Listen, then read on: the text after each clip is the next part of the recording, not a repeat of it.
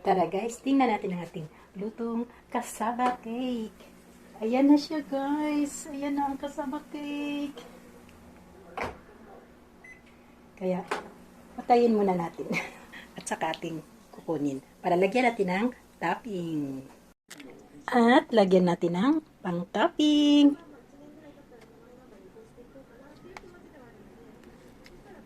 Yan. At i-bake natin ulit guys. Para mas masarap. At lagyan natin ng cheese. Para mas lalong masarap. Special kasaba cake. At luto na! Perfect! This is it!